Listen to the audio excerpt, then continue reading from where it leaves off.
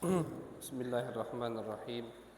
الفاتحة إلى روح حبيبنا وشفينا سيدنا رسول الله صلى الله عليه وسلم وآله وأصحابه وأزواجه وإخوانه من الأنبياء والمرسلين، ثم إلى أرواح مشايخنا خصوصا أبو ياسين محمد علي بن المالك الحسني وأبو ياسين أحمد نافع الكامل، ثم إلى روح مؤلف هذا الكتاب الإمام العلامة الحبيب أحمد بن زين الحبشي رحمهم الله تعالى، ولمن له حق علينا أن الله يغفر لهم ويرحمهم ويعلي درجاتهم في الجنة وينفعنا بأسرارهم وأنوارهم وعلومهم وبركاتهم في الدين والدنيا والآخرة بسر الفاتحة. أعوذ بالله من الشيطان الرجيم. بسم الله الرحمن الرحيم. الحمد لله رب العالمين الرحمن الرحيم مالك يوم الدين إياك نعبد وإياك نستعين اهدنا الصراط المستقيم صراط الذين أنعمت عليهم غير المغضوب عليهم ولا الضالين آمين. بسم الله الرحمن الرحيم. الحمد لله رب العالمين وبه نستعين على أمور الدنيا والدين.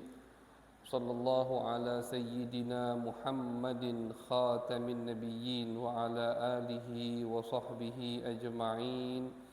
قال رب اشرح لي صدري ويسر لي أمري واحلل عقدة من لساني يفقه قولي وسدد لساني واهدي قلبي بجاه النبي والآل والصحب.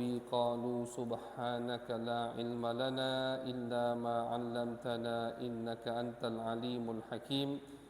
اللهم صل على سيدنا محمد الفاتح لما أغلق والخاتم لما سبق ناصر الحق بالحق والهادي إلى صراطك المستقيم وعلى آله حق قدره ومقداره العظيم. أما بعد.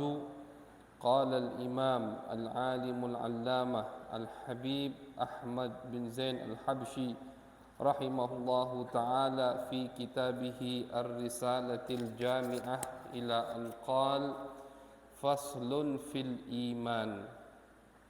وأصل الإيمان أن تعتقد أن الله تعالى موجود إلى أن قال: وأنه خلق السماوات والأرض وخلق الموت والحياة والطاعة والمعصية والصحة والسقم وجميع الكون وما فيه وخلق الخلائق وأعمالهم وقدر أرزاقهم وآجالهم لا تزيد ولا تنقص.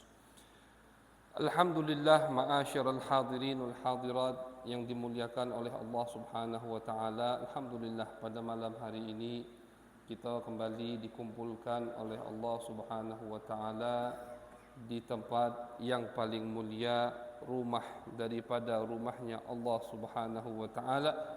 Mudah-mudahan sebagaimana Allah mengumpulkan kita, mengundang kita ke rumahnya, kita diberikan oleh Allah rizki.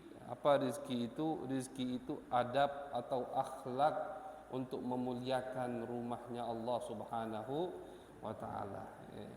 Ini sekarang banyak juga kita ni kurang beradab atau berakhlak di rumahnya Allah. Karena kita anggap masjid ini bangunan biasa. Masjid ini tempat kita kumpul, tempat kita kelakar. Jangan. Kita harus ingat ada namanya adab-adab masjid. Mungkin nanti di kesempatan yang akan datang kita bahas apa adabnya masjid. Termasuk adabnya masjid, jangan kita ngomong sembarangan di dalam masjid. Ya rumahnya Allah. Tidak usahlah rumahnya Allah. Di rumah gubernur berani tak ngomong masing-masing. Wah, rapi. Yang nak diomong itu apa baik? Tersusun, tercatat. Jangan sampai salah ngomong. Rumah Pak Gubernur. Padahal Pak Gubernur cuma 5 tahun, habis itu kita lupa ke dia. Tapi ini rumahnya Allah Subhanahu wa taala. Jadi jangan dianggap seperti rumah kita. Jangan dianggap seperti rumah teman kita, jangan. Ini rumahnya Allah. Tidaklah masuk ke tempat ini kecuali orang yang dipilih benar oleh Allah Subhanahu wa taala. Karena kita sudah dipilih sama Allah, tahu dirilah ya, harus kita ini pandai-pandai menghormati, memuliakan ya, rumah orang atau rumah zat yang sudah mengundang kita. Ya, kita undang orang ke rumah kita, habis orang tadi kurang ajar, cak mana perasaan kita? Langsung kita usir orang tadi. Ngapa? Kurang ajar. Lah diundang, diinjuk makan masih kurang ajar. Di rumah kita pula kurang ajar. Itulah marahnya Allah Subhanahu wa taala. Jadi sebagaimana Allah mengumpulkan kita di rumahnya, di tempat yang paling mulia, mudah-mudahan kita diberikan oleh Allah Subhanahu wa taala rizki, yaitu adab dan akhlak untuk memuliakan tuan daripada yang mengundang kita ke rumahnya. Amin ya rabbal alamin. Alhamdulillah, kita berkumpul lagi untuk melanjutkan kajian kita, yaitu dipandu kitab Ar-Risalah Al-Jami'ah, karya daripada Al-Imam Al-Alim Al-Allamah Al-Habib Ahmad bin Zain Al-Habsyi. Ma'asyiral hadirin wal hadirat, kita sudah sampai di bab atau baru sampai di bab yang membahas tentang iman, tentang masalah iman. Kalau masih ingat ya, kita sudah bahas bahwasannya iman itu kau harus yakin Allah itu ada, Allah Ta'ala mawjud, wa annahu ta'ala wahidun la syarikalah, satu, tidak ada Tuhan selain Allah, tidak ada makhluk yang menyerupai Allah Subhanahu wa ta'ala. Kemudian ya, termasuk daripada iman kita atau iman seseorang bisa dianggap sah atau tidak, dia harus meyakini wa annahu ya, Al-Habib Ahmad bin Zaid mengatakan ya, wa annahu khalaqas samawati wal arda.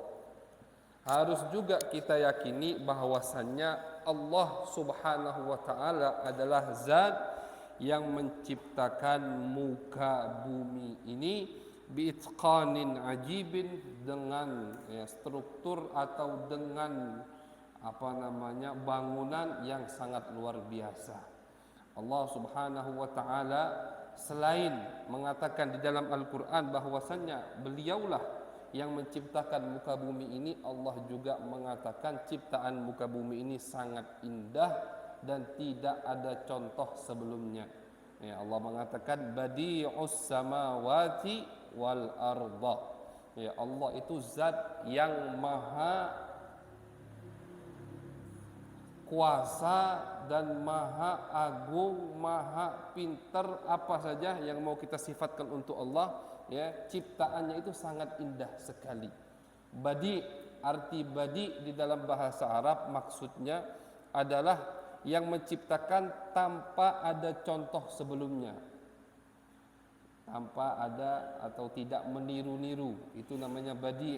Ya, badi. Ya, jadi kalau misalkan ada orang ya, yang menciptakan, misalkan yang menciptakan HP pertama kali ini, itu namanya sifatnya bisa kita katakan huwa badi'un. Kenapa badi? Dia ini menciptakan HP, sebelumnya itu belum ada HP, tanpa ada contoh sebelumnya. Itu namanya badi. Dan ciptaannya ya, buatannya luar biasa bagusnya, luar biasa indahnya. Jadi selain kita harus yakin Allah itu ada, Allah itu satu, kita juga harus yakin, kata Al-Habib Ahmad bin Zain Al-Habsyi, bahwasannya Allah itu yang menciptakan muka bumi ini, yang menciptakan langit. Jadi langit sama bumi ini ada yang menciptakan. Bukan seperti pemikiran orang filsafat bahwasanya langit dan bumi ini ya ada begitu aja, atau ada dengan perputarannya alam. Wallahu a'lam. Ya, dari mana mereka itu bisa sampai ke pemikiran itu? Ya, jadi pemikiran mereka ya, ini filosofi yang di luar Islam, jelasnya. Ya, filosofi yang di luar Islam itu mengatakan muka bumi ini, langit dan bumi itu tidak ada yang menciptakan. Kapan mereka adanya? Tidak ada awal mulanya. Nah, makanya termasuk penyebab ya, falsafah atau filosofi yang di luar Islam itu kafir, keluar atau tidak masuk dalam agama Islam, karena termasuk keyakinan mereka muka bumi ini dan langit yang luas itu tidak ada yang menciptakan atau tidak ada mulanya. Itu keyakinan mereka. Jadi bumi kapan adanya, katik mulanya. Jadi mereka menyamakan makhluk bumi dan langit ini seperti zat Allah Subhanahu wa taala yang sifatnya itu qadim, tidak ada awal mulanya. Jadi kita harus meyakini bahwasanya langit dan bumi makhluk Allah Subhanahu wa taala. Namanya makhluk tidak boleh dituhankan. Semua yang ada di langit itu makhluk Allah. Matahari, bulan itu semua adalah makhluk Allah Subhanahu wa taala. Dan kita juga diperintahkan dalam Al-Quran banyak Allah memerintahkan kita untuk bertafakkur tentang ciptaan Allah ini. Afalam yanzuru ila sama kaifa khuliqat. Banyak. Apakah mereka tidak berfikir? Apakah mereka tidak bertafakkur? Kata Allah, bagaimana langit yang luas ini dibangun tanpa tiang? Langit yang luas dibangun tanpa tiang. Malaha min furud, tidak ada tiangnya sama bangunan ini. Kalau ada katik tiang roboh. Ini langit yang segitu luasnya tanpa tiang Allah bangun. Maha kuasa Allah Subhanahu wa taala. Tafakkaru fi khalqillah wa la tatafakkaru fi dzatillah. Itu yang diajarkan oleh Nabi besar Muhammad sallallahu alaihi wasallam. Kata Nabi, kalau kalian nak tafakkur, tafakkurlah makhluk-makhluk Allah Subhanahu wa taala. Tafakkur langit. Malam-malam misal lagi di luar nengok bintang, bayangkan, oh luar biasa bintang ini. Cak mana Allah nyipta ke bintang? Kenapa bintang sama bintang tak tumburan? Kenapa planet sama planet tak tumburan? Luar biasa ciptaan Allah Subhanahu wa taala. Jauh bintang tu kecil, padahal bintang tu lebih besar daripada muka bumi ini. Itu. Tapi kata Nabi, la tatafakkaru fi dzatillah. Jangan sekali-kali kalian ingin coba-coba bertafakkur dengan zat Allah Subhanahu wa taala. Cak mana bentuk Allah itu? Langsung ditepis kalau ada pikiran yang cak itu. Allah itu di mana sekarang ini?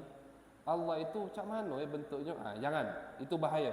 Itu dari setan, was-was dari setan. Itu harus cepat-cepat kita tepis. Kenapa? Karena akal manusia itu tidak sanggup untuk memikirkan zat Allah Subhanahu wa taala. Kita tak usah jauh-jauh. Yang di langit belum habis yang kita pikir ke. Langsung nak mikir ke yang nyipta saja. Jangan, kejauhan. Wa fi anfusikum afala tubsirun, kata Allah. Di dalam diri kalian. Jangan jauh-jauh juga. Jangan ke langit, jangan ke laut, ke sungai, jangan. Fi anfusikum. Di diri kalian. Kenapa ada lidah? Kenapa gigi ini ada? Kenapa ada mulut? Coba, kenapa mulut itu tak di mata? Kenapa mata itu di sini? Kenapa mata dua? Kenapa ada kuping dua? Itu. Pikir ke itu dulu, kata Allah Subhanahu wa taala. Wa fi anfusikum afala tubsirun. Makan, pas makan ada yang menjadi gizi atau jadi darah daging. Ada yang kotoran dibuang. Rapi luar biasa saluran yang ada di dalam perut kita ini. Ciptaan Allah Subhanahu wa ta'ala. Jadi jangan sampai kita ini berani-berani memikirkan zat Allah Subhanahu wa ta'ala. Karena akal kita ini makhluk, akal kita ini lemah, tidak mampu sama sekali untuk mencapai zat Allah Subhanahu wa ta'ala. Jadi diajarkan sama Allah di Al-Quran, wa fi anfusikum afala tubsirun. Kemudian termasuk iman seseorang, dia harus meyakini bahwasannya Allah Subhanahu wa taala khalaqal mauta wal hayah. Bahwasannya Allah Subhanahu wa taala adalah zat yang menciptakan kematian dan kehidupan. Menciptakan kematian itu dari Allah, kehidupan juga dari Allah. Jadi kalau ada orang yang punya keyakinan Allah yang menciptakan kematian, Allah juga yang mentakdirkan kehidupan, udah pasrah dengan takdir Allah Subhanahu wa taala. Ketika ada kerabat yang meninggal, ada orang yang kita sayangi meninggal, kita yakin ini semua keputusan Allah Subhanahu wa taala. Timbullah di situ nanti rasa taslim, pasrah dengan apa yang Allah takdirkan. Dari taslim tadi timbul nanti rasa sabar, menerima, ridha dengan apa yang Allah takdirkan. Harus kita yakini Allah itu yang menciptakan kematian dan yang menciptakan kehidupan. Di surat Tabarak Allah mengatakan alladzi khalaqal mauta wal hayah. Allah itu adalah zat yang menciptakan kematian dan menciptakan kehidupan. Namun ulama sedikit membahas kematian sama kehidupan itu duluan mana? Orang tidak mati kecuali dia sudah hidup, kan itu. Berarti hidup dulu. Kematian dinamakan mati kalau sebelumnya ada kehidupan, kan begitu. Berarti seharusnya tertibnya yang disebutkan kehidupan dulu. Alladzi khalaqal hayata wal mauta. Ini tafsir Al-Qur'an. Jadi tertib ayat di dalam Al-Qur'an itu luar biasa. Pasti ada hikmahnya. Tidak mungkin sia-sia. Oh, Allah cuma nak ngomong cak itu tidak, pasti ada faedahnya. Kenapa sama Allah didahulukan lafaz kematian, bukan lafaz kehidupan?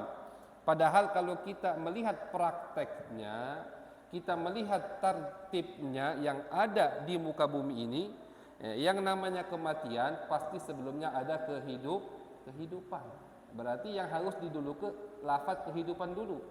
Di Al-Quran tidak, alladzi khalaqal mauta wal hayah, zat yang menciptakan kematian dan kehidupan. Dijawab sama ulama, di dalam tertib lafaz ini ada hikmahnya. Pertama, jawaban yang pertama kata ulama, bahwasannya yang ini ayat menunjukkan bahwasannya yang dimaksud dengan arti kehidupan itu bukan kehidupan fana di dunia ini. Kita ini di dunia ini bukan hidup. Kapan kehidupan yang hakiki, kehidupan yang sesungguhnya, nikmat yang abadi, nanti kelak di akhirat. Yang mana itu terjadinya setelah ada kematian. Berarti kata ulama, yang dimaksud Allah disebut oleh Allah di dalam Al-Quran, kehidupan yang hakiki, kehidupan yang sesungguhnya yang dimaksud oleh Allah adalah kehidupan kelak yang ada di akhirat. Sedangkan kematian al-mauta itu termasuk hari daripada hari dunia. Kapan dia meninggal? Dia meninggal misalkan tanggal sekian. Dia meninggal tanggal segitu. Nah, pas dia meninggal itu kan masih hari dunia. Masih hari dunia. Sedangkan kehidupan yang dimaksud oleh Allah ini juga Allah Subhanahu wa taala ingin menyindir kita. Wahai Bani Adam, wahai manusia, ketahuilah bahwasannya kehidupan di dunia ini bukan kehidupan. Artinya jangan terlalu lama berpikir untuk hidup di dunia. Kehidupan yang sesungguhnya nanti ketika kau sudah di akhirat, sudah masuk surga, itulah baru kehidupan yang sesungguhnya. Itulah kenapa Allah tertibkan, didahulukan lafaz kematian baru lafaz kehidupan. Kemudian juga kata ulama lain, hikmah dari Allah dahulukan lafaz kematian daripada lafaz kehidupan agar manusia ini selalu ingat mati. Selalu ingat mati. Jadi sama Allah didahulukan lafaz kematian baru disebutkan lafaz kehidupan. Semua Allah yang menciptakannya. Didahulukan dulu lafaz kematian biar kita ini selalu ingat mati. Dan inilah yang diperintahkan oleh Nabi besar Muhammad sallallahu alaihi wasallam, udzkuru hadimal ladzat, kata Nabi, selalulah kalian itu mengingat yang menghancurkan semua nikmat. Hadim itu dari lafaz fi'il madinya hadama, menghancurkan. Al-ladzat yaitu kelezatan. Apa yang menghancurkan kelezatan adalah kematian. Orang lagi tak usah itu, orang lagi makan, lagi lapar dia. Nafsu dia makan, lapar, capek. Tiba-tiba dengar ada kawannya yang meninggal, tak nafsu makan langsung. Ini kan menghancurkan kelezatan. Orang yang yakin dengan kematian itu sudah pasti hidupnya zuhud. Pasti dia lebih mendahulukan akhirat daripada dunia. Kalau yakin dia mati. Dosa itu. Cak tadi kami di mobil sama Ahmad dia bahas, wong yang naik pesawat, tak pernah naik pesawat, misalkan nak naik pesawat itu solat sebelum dia naik pesawat, solat paling khusyuk. Ngapo? Oh, takut dia nyampak dari pesawat. Tak pernah naik pesawat. Solat sebelum naik pesawat itu salat yang paling khusyuk. Kenapa? Karena takut nyampak dia dari pojok pesawat. Kenapa? Takut mati. Makanya Nabi Muhammad SAW banyak anjuran beliau untuk kita ini selalu mengingat kematian. Kata Nabi Muhammad SAW, kalau kalian ingin solat, sholli salata muwaddi. Cara biar solat kita khusyuk, biar salat kita tidak mikir kemana-mana, kalian harus yakin salat itu salat yang terakhir. Bayangkan, wong yang yakin salat ini salat terakhir. Habis salat ini malaikat Israel lah nunggu di lawang, di pintu. Cak mana salatnya? Oh, nangis-nangis di juga salat itu dia. Lama dia salat. Bunyi HP tak terdengar lagi. Coba salat kita sekarang, ting bunyi HP langsung cepat-cepat salat. Cak penting nian kabar tu. Padahal kawan nanya di mana, oi. Cuman itu bukan mau ngunjuk duit. Cuman nanya di mana, oi. Salatnya kita cepat ke akhir jangan. Makanya sekarang ini ngapa kita ni banyak lalainya? Kenapa kita ini banyak lupa dengan akhirat? Banyak ibadah kita ni merosot. Semua kena ini musibah, lupa dengan namanya kematian. Makanya Nabi bilang zurul kubur fa innaha tudzakirukumul akhirah. Ziarahi kubur kata Nabi. Kenapa? Alasannya biar itu mengingatkan kalian akhirat. Sekarang malah kita dilarang nak ziarah kubur. Uang lalai cak ini dilarang pula ziarah kubur, tambah jadi lalai kita. Tambah jadi kita lupa dengan kematian. Yang sudah ziarah kubur baik, tak usah itu. Ngantar jenazah, sampai kelakar ketawa-ketawa dia. Padahal lagi bawa jenazah. Ini kematian. Ya Allah, berarti lalainya luar biasa kita zaman sekarang ini. Makanya kata ulama dulu, ulama dulu itu mengatakan santri atau penuntut ilmu zaman dahulu itu tidak boleh mengingat kematian. Kenapa? Karena orang dulu kalau sudah mengingat kematian tidak nafsu hidup. Yang sudah tidak nafsu hidup tidak semangat belajar. Jadi untuk santri dulu sama guru-gurunya itu tidak boleh banyak-banyak mengingat kematian. Santri sekarang harus tiap hari ingat mati. Kalau tidak ingat mati tidak rajin belajar. Kebalik. Dulu itu kalau ngantar jenazah yang disunnahkan diam, bukan zikir. Pas ngantar jenazah itu sunnahnya diam. Sebenarnya aslinya hukum aslinya diam. Sekarang kalau diam rami ocehan akhirnya. Makanya pakai la ilaha illallah, pakai subhanallah. Itu dianjurkan. Itu kenapa? Karena orang sekarang mulai lalai. Kalau orang dulu tidak, pas ngantar jenazah semua nangis. Bukan kerabat yang nangis. Semua tertunduk, semua khusyuk, semua menunjukkan rasa takut. Bukan kerabat mayit saja. Semua orang yang ngantar tahu dia, oh bakal ada namanya kematian. Sekarang aku ngantar wong, besok aku yang diantar. Sekarang aku nyolati orang, besok aku yang disolati. Sekarang aku nguburkan orang, besok aku yang dikubur. Semua yang hadir begitu. Makanya dari zaman Nabi sampai wallah alam zaman siapa pertama kali yang menganjurkan kita untuk zikir ketika membawa jenazah itu diam, karena semuanya menangis, semuanya khusyuk. Sekarang kalau kita diam, wong ngoceh, ketawa sana sini. Makanya dianjurkan ketika mengantar jenazah sekarang untuk berzikir. Ya, biar orang ingat ada namanya kematian. Sampai segitu lalainya kita. Di depan kita ada mayit, ada penguburan, masih kita ketawa, masih kita ngobrolkan dunia kita di tempat itu. Jadi termasuk hikmah Allah mendepankan kalimat kematian daripada kalimat kehidupan agar kita ini selalu ingat ada namanya kematian. Itulah hikmah kenapa ada majlis atau ada perkumpulan untuk takziah. Itu termasuk hikmahnya. Kita ngadakan 3 hari, kita ngadakan 7 hari untuk mengingat. Termasuk hikmahnya untuk mengingat ada namanya kematian. Takziah hari pertama, takziah hari kedua, selain untuk menguatkan hati yang ditinggal oleh mayit, juga untuk mengingatkan orang yang datang. Takziah sampai 3 hari, biar ingat dia, oh dia ni kawan aku dulu semalam baru ngoceh sama aku. Sekarang sudah ada kati. Itu sering kita dengar omongan manusia itu.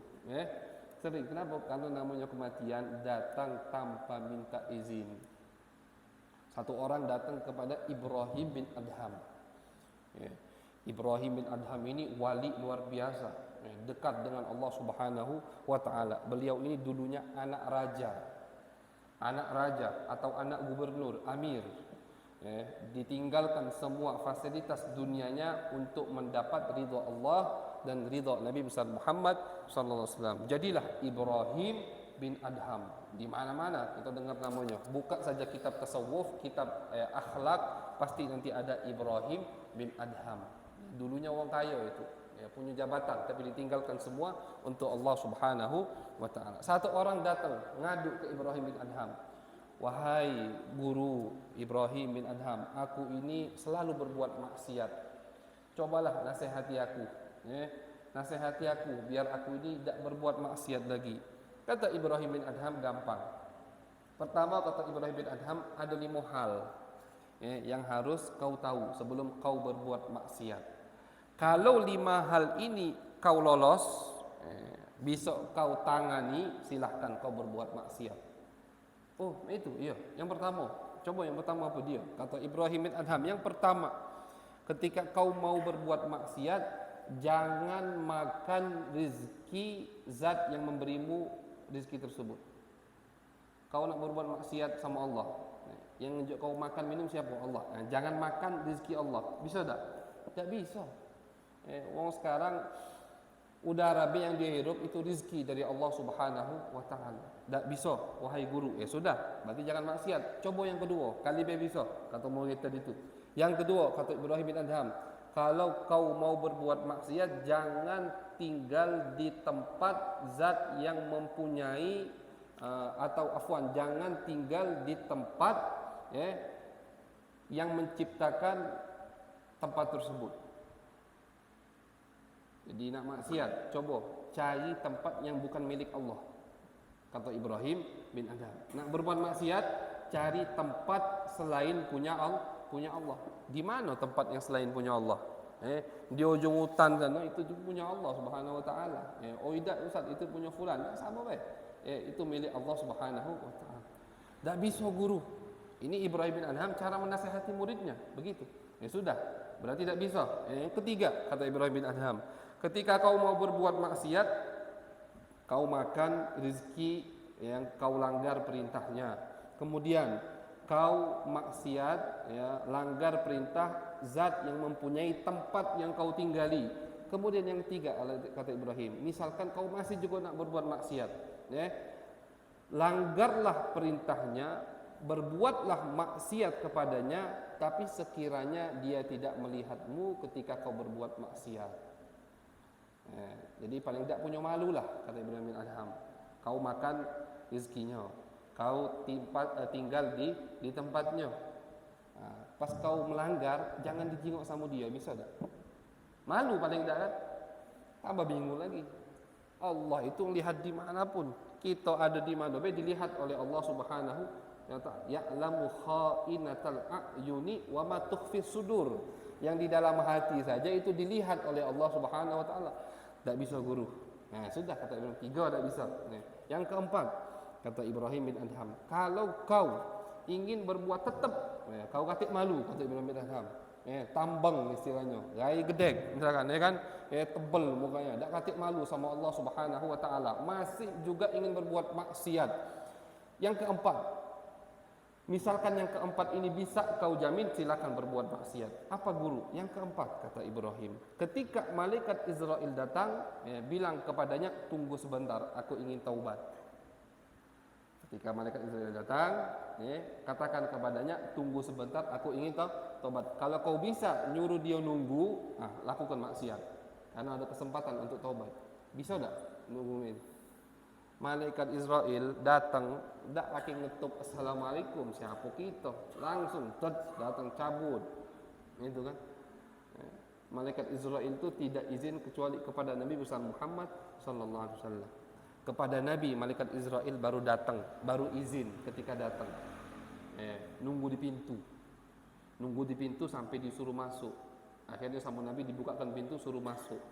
Itu khusus buat Nabi besar Muhammad sallallahu alaihi wasallam. Sama kita, mana ada izin lagi, langsung tahu-tahu hilang sudah. Kata Ibrahim bin Adham, kalau bisa kau suruh dia tunggu, sehingga kau bisa taubat, lakukan maksiat. Tak bisa guru. Sudah. Selagi kematian tidak bisa kau tunda, janganlah kau berbuat maksiat. Tapi masih ada yang kelima, kata Ibrahim bin Adham. Yang kelima ini kalau bisa kau lakukan, barulah, lajulah. 4 tadi tak bisa, 5 ini bisa, tak apa-apa. Apa yang kelima guru? Yang kelima, kata guru Ibrahim bin Adham, ketika kau nanti di akhirat mau diseret oleh malaikat Zabaniyah ke neraka, berontak, jangan melok, nanda, masuk hubungan itu berontak, berlari, baca ada. Ya. Siapa yang bisa melawan malaikat Zabaniyah? Malaikat yang paling serem, yang paling besar diciptakan oleh Allah itu malaikat yang nungguin neraka. Jelas setelah malaikat Jibril. Malaikat Jibril makhluk paling besar. Cuman di deretan malaikat bawah, siapa yang malaikat yang paling serem, yang paling besar? Malaikat penghuni neraka. Kenapa? Karena dia bakal nyiksa wong yang besar-besar juga. Orang yang masuk neraka, tubuhnya bukan seperti tubuh di dunia.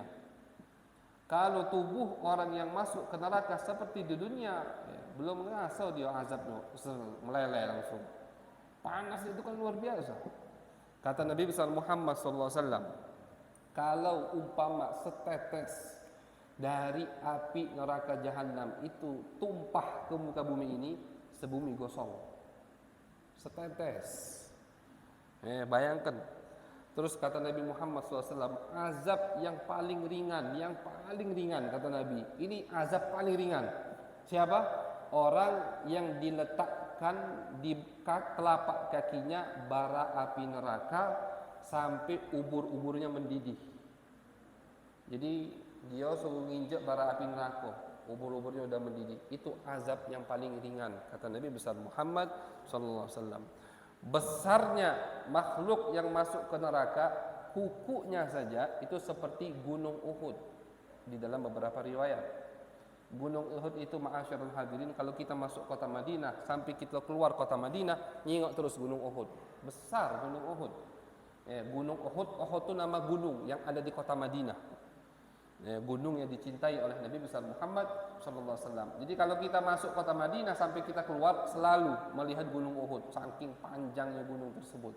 Itu kuku yang masuk ke api neraka, makhluk yang masuk ke api neraka manusia, kukunya seperti gunung Uhud. Bayangkan badannya. Iya, kenapa? Biar sedap disiksanya istilahnya itu. Nah, bayangkan malaikat yang menyeret makhluk-makhluk orang-orang tersebut. Na'udzubillah min dalik. Jadi kata Ibrahim bin Adham, bisa tak lima nih? Yang kelima nih, tak bisa juga guru. Ya, uang kalau sudah diseret oleh malaikat Zabaniyah, mau tak mau pasti masuk neraka. Ya sudah. Kalau begitu, janganlah kau berbuat maksiat kepada Allah Subhanahu wa taala. Jadi makanya kita dianjurkan selalu untuk mengingat kematian. Biar apa? Biar tadi. Biar kita ni hidupnya zahidan fid dunya, takut dengan Allah Subhanahu wa taala, takut dengan adanya kematian. Walaupun takutnya itu jangan sampai kita takut jadi cak fobia itu akhirnya. Tak boleh. Karena kata Allah Subhanahu wa taala, tidaklah seorang mukmin meninggal dan dia senang ketika meninggal karena berjumpa denganku, aku lebih senang lagi dari dia. Artinya disambut oleh Allah Subhanahu wa taala. Jadi takut dengan kematian jangan sampai membuat kita akhirnya takut ketemu Allah, jangan. Takut dengan kematian yang dianjurkan oleh Nabi sehingga pokoknya kita ini tidak jadi untuk berbuat maksiat. Itu sebatasnya. Sekiranya yang tadi mau maling, yang tadi mau korupsi, yang tadi mau zalim, dia tidak jadi melakukan maksiat tersebut. Kenapa? Oh, ada namanya kematian. Ada namanya hari akhir. Di dunia ini tidak galak-galaknya lepas. Afwan, di dunia lepas. Di dunia kata yang bahas di akhirat. Faman ya'mal mithqala dzarratin khairan yarah wa may ya'mal mithqala dzarratin syarran yarah. Sedikit kebaikan dan sedikit perbuatan maksiat itu akan dilihat di hari akhir sana. Kalau kita tahu urusan ini, insya-Allah kita hidup dengan benar, kita hidup tetap di dalam ajaran manhaj Nabi besar Muhammad sallallahu alaihi wasallam. Jadi yang harus juga kita yakini bahwasanya Allah menciptakan kematian dan juga Allah lah yang menciptakan kehidupan. Kemudian yang harus juga kita yakini bahwasanya Allah taala khalaqat ta'ata wal ma'siyata was-sihhata was-saqama. Kita juga harus yakin bahwasanya Allah lah yang menciptakan ketaatan, dan Allah lah juga yang menciptakan kemaksiatan. Allah yang menciptakan kesehatan, dan Allah jugalah yang menciptakan rasa sakit atau penyakit. Itu Allah semua yang menciptakan. Semuanya dari Allah Subhanahu wa taala. Ada orang berbuat taat minallah, dari Allah. Ada orang berbuat maksiat juga dari Allah Subhanahu wa taala. Dan semua yang terjadi di muka bumi ini itu semua atas daripada Allah, apa yang Allah inginkan. Tapi bukan artinya Ustaz berarti Allah menciptakan taat, Allah juga menciptakan kemaksiatan. Ya sudah, aku maksiat baik, ciptaan Allah juga tidak. Hati-hati. Ya, memang semua itu dari Allah Subhanahu wa taala. Ya, baik orang tadi melakukan maksiat atau orang tadi melakukan perbuatan taat, itu semua atas kehendak Allah Subhanahu wa taala. Tak kata namanya yang di muka bumi ini bergerak tanpa kehendak Allah. Murid, innallaha yaf'alu ma yurid. Namanya Tuhan itu harus mempunyai sifat iradah, sifat kemauan. Artinya semua yang terjadi di muka bumi ini, apapun itu, sekecil apapun itu, semua atas kehendak Allah Subhanahu wa taala. Yang menciptakan maksiat Allah, yang menciptakan taat juga Allah. Tapi bukan artinya kita nak berbuat maksiat sekendak kita. Kenapa? Karena kata ulama, memang betul Allah yang menciptakan perbuatan kita. Innallaha wallahu khalaqakum wa ma ta'malun. Allah yang menciptakan kalian, dan Allah lah juga yang menciptakan perbuatan kalian. Semua perbuatan kita itu ciptaan dari Allah Subhanahu wa taala. Tapi bukan artinya wong bebas untuk maksiat. Karena madhab ahlu sunnah wal jamaah itu mengatakan bahwasannya seorang hamba itu diberikan hak untuk memilih oleh Allah Subhanahu wa taala. Ini dikatakan oleh Syekh Abdus Salam Al-Laqani. Wa innama lahu fiha nisbatut tarjih. Jadi yang menciptakan, jadi perbuatan, misalkan perbuatan anak, semua perbuatan anak itu ciptaan dari Allah Subhanahu wa taala. Semua kehendak Allah Subhanahu wa taala. Bahkan anak ngangkat telunjuk ini itu kehendak Allah. Tidak ada pergerakan di tubuh kita, itu semua kecuali atas kehendak Allah Subhanahu wa taala. Tapi bukan artinya itu alasan buat anak berbuat maksiat. Ya sudah, kan Allah juga yang menciptakan. Ya sudah, kehendak Allah, maka aku bisa berbuat maksiat. Tidak. Karena kata ulama, walaupun semua ciptaan Allah, cuman Allah memberi kita hak atau memberi kita hak untuk memilih. Dikasih tahu sama Allah, ini perbuatan taat, ini perbuatan baik. Tidak solat itu perbuatan jelek, solat itu perbuatan baik. Pilihlah kau nak lakukan yang mana. Kita punya hak untuk memilih. Itu diberikan kita oleh Allah Subhanahu wa taala. Jadi kita tidak ada paksaan ketika melakukan maksiat atau melakukan taat kepada Allah Subhanahu wa taala. Semua dijelaskan sama Allah, ini baik, ini jelek. Pilihlah kau nak yang mana. Dosa kita ini dosa dari kita memilih ini. Ketika saya memilih berbuat jelek, ini diazab sama Allah Subhanahu wa taala. Ketika saya memilih perbuatan yang baik, itulah kita diberi pahala oleh Allah Subhanahu wa taala. Manapun yang ana pilih, itu semua ciptaan Allah Subhanahu wa taala.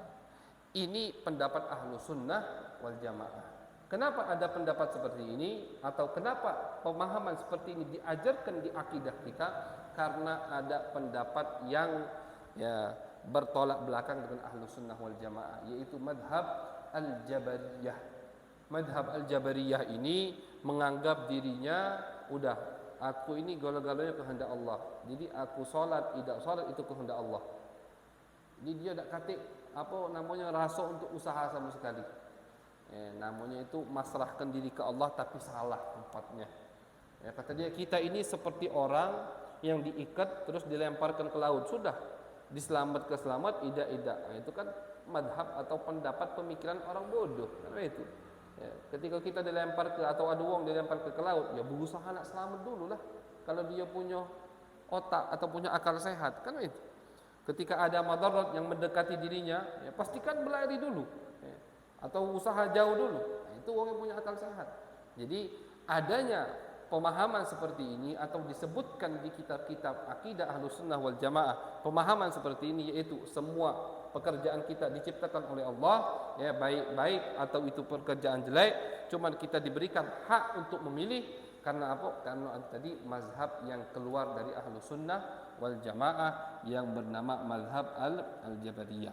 Kemudian kita juga harus yakin bahwasannya Allah yang menciptakan kesehatan dan juga yang menciptakan penyakit itu Allah Subhanahu wa taala. Ya, alladzi khalaqani fahuwa yahdin walladzi huwa yut'imuni wa yasqin wa idza maridtu fahuwa yashfin. Kata Nabi Ibrahim di dalam Al-Qur'an. Allah adalah zat yang menciptakanku dan memberiku hidayah. Kemudian Allah adalah zat yang memberiku makan dan minum. Wa idza maridtu, kemudian ketika aku sakit, beliaulah adalah zat yang menyembuhkanku. Ini adab dari Nabi Ibrahim. Ya, kalau yang paham nahu, ya, ini ada perubahan dhamir di dalam apa? Di dalam lafaz ayat ini. Kita ulang. Alladzi khalaqani fahuwa yahdin. Beliau menisbatkan perbuatan atau fi'il penciptaan kepada Allah. Allah artinya begini, Allah yang menciptakanku dan Allah yang memberiku hidayat. Walladzi huwa yut'imuni wa yaskin, dan Allah zat yang memberiku makan juga memberiku minum. Wa idza maridtu, kemudian ketika beliau ingin menyebutkan sifat penyakit dinisbatkan kepada dirinya. Wa idza maridtu, namun ketika aku sakit, huwa yashfin, Allah yang menyembuhkanku. Padahal penyakit datang dari mana? Dari Allah. Cuman kenapa sama Nabi Ibrahim sifat atau fi'il penyakit itu dinisbatkan kepada dirinya? Karena ta'adduban ma'allahi subhanahu wa ta'ala. Beliau mendepankan adab kepada Allah. Wong sakit, wong sehat dari Allah gala. Cuman karena penyakit ini seakan-akan, namanya penyakit. Kita tak katik teman sama penyakit, ya kan? Jadi seakan-akan penyakit ini sifat yang kurang baik di pendengaran umat manusia. Akhirnya sama Nabi Ibrahim ketika menyebutkan sifat penyakit dinisbatkan kepada dirinya. Wa idza maridtu fahuwa yashfin. Ketika aku sakit, bukan ketika Allah memberiku penyakit, dialah juga zat yang memberiku obat. Bukan cak itu tertibnya atau lafadznya. Tapi beliau mengubah lafadznya. Ketika aku sakit, Allah yang menyembuhkanku. Padahal hakikatnya penyakit datang dari Allah Subhanahu wa taala. Itu adab para nabi-nabi Allah. Selalu mendepankan adab ketika mukhatabah, ketika mereka bermunajah kepada Allah Subhanahu wa taala. Adab yang di depan bukan ilmu, bukan maqam, bukan kedudukan, bukan jabatan, tapi yang mereka depankan adalah adab kepada Allah Subhanahu wa taala. Jadi kita balik adab kita sama Allah. Jangankan di rumahnya Allah, dalam munajah saja, dalam mengucapkan lafaz yang seakan-akan kurang enak didengar saja, itu mereka adab sama Allah Subhanahu wa taala, tidak dinisbatkan kepada Allah. Bayangkan lafaz marad, sakit, tidak dinisbatkan kepada Allah, padahal sakit hakikatnya juga datang dari Allah Subhanahu wa taala. Jadi kita harus yakini juga bahwasannya Allah Subhanahu wa taala lah yang menciptakan penyakit dan juga menciptakan obatnya. Namun Nabi Muhammad SAW pernah bersabda di beberapa riwayat bahwasannya setiap penyakit pasti ada obatnya. Tidaklah Allah menurunkan penyakit kecuali ada obat. Jadi jangan dikira Allah zalim. Nah, pertama-tama kita ini makhluk Allah, kita ini ciptaan Allah. Allah nak buat kita sakit, Allah nak buat kita sehat, Allah nak buat kita kenyang, Allah nak buat kita kelaparan, itu kehendak Allah. Tidak bisa dikatakan zalim. Ini HP saya. Nak ana lempar ke sungai, apa nak ana injek-injek, bisa tak? Antum ngomong, oh ustaz ni zalim sama HP. Tak bisa. Ini HP punya aku, apa urusan kau? Kan macam itu.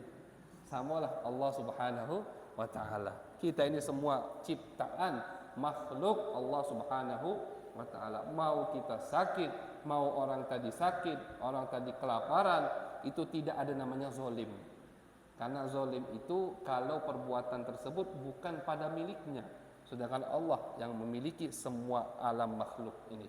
Berarti tidak kata zalim. Namun kata ulama, ya, kejadian yang seakan-akan menyakitkan untuk kita, baik itu penyakit atau itu kemiskinan atau itu misalkan ekonomi yang lagi merosot, itu seakan-akan penyakit atau sedih gitu kan.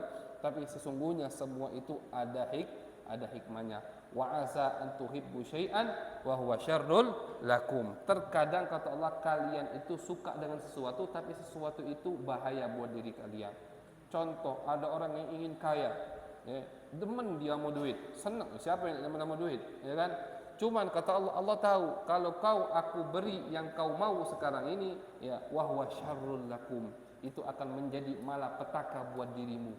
Maka sekarang aku berikan kemiskinan buat kamu karena wa huwa khairul lakum. Wa asa an takrahu syai'an wa huwa khairul lakum. Kata Allah, ya, terkadang ada yang kalian tidak sukai, pahit buat kalian di dalam hidup ini, cuman itulah yang terbaik buat kalian. Allah yang Maha tahu.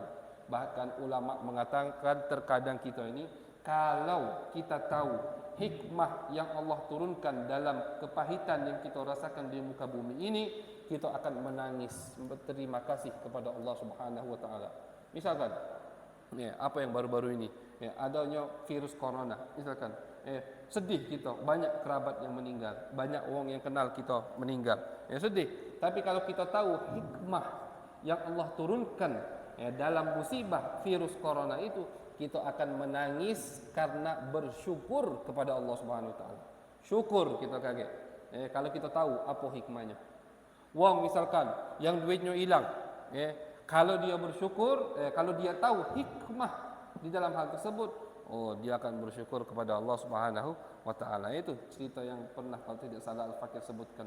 Ada orang yang selalu mengucapkan alhamdulillah, alhamdulillah. Duitnya hilang, alhamdulillah.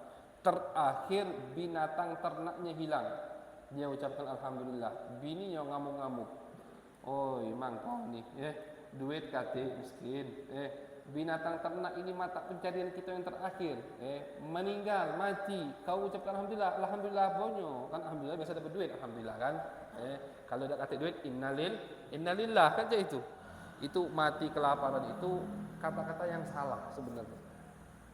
Mati dikarenakan kelaparan, bukan. Namanya mati, ya memang itu sudah ajalnya.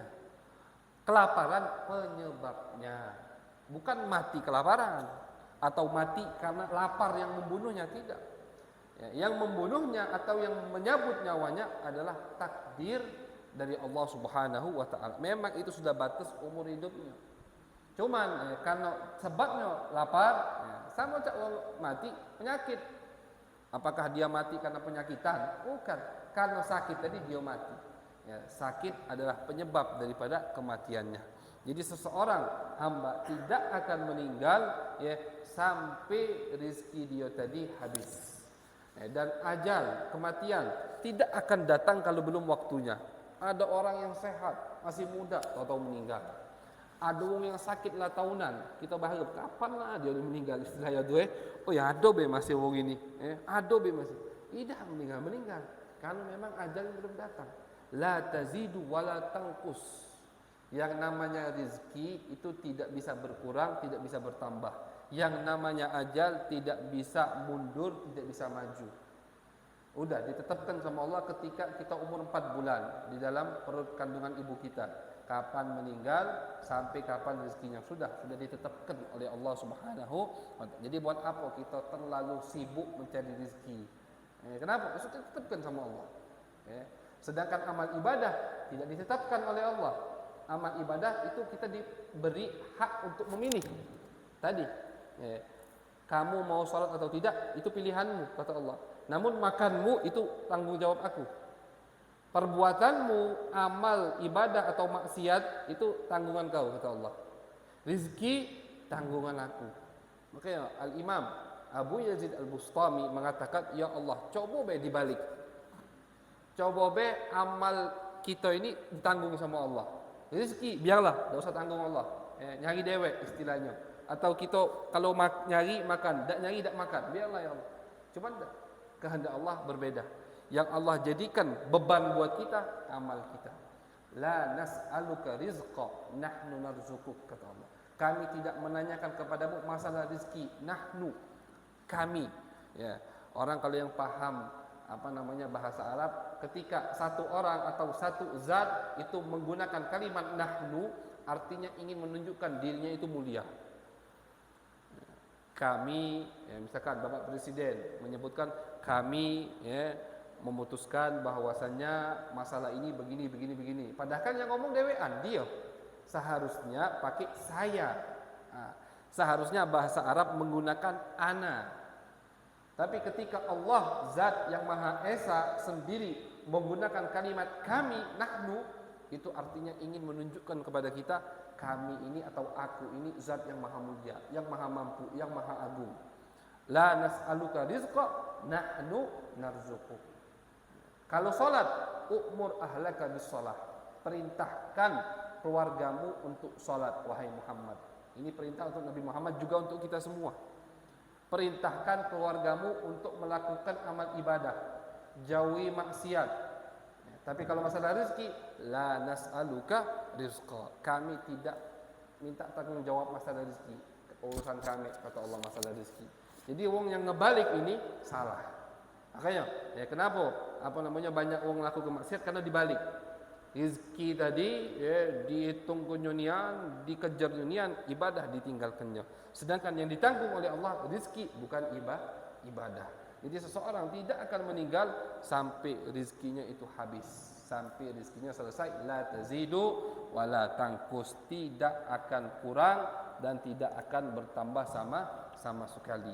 Jadi kalau kita sudah yakin ini, insya Allah kita bisa jadi hamba yang dicintai oleh Allah Subhanahu wa taala. Yakin ada kematian, yakin bahwasannya rizki, yakin bahwasannya ajal, semua datang dari Allah Subhanahu wa taala. Ya, mudah-mudahan kita dijadikan oleh Allah Subhanahu wa taala hamba yang cerdas sehingga bisa hidup zahidan, ya, zuhud di dalam muka bumi yang fana ini. Amin ya rabbal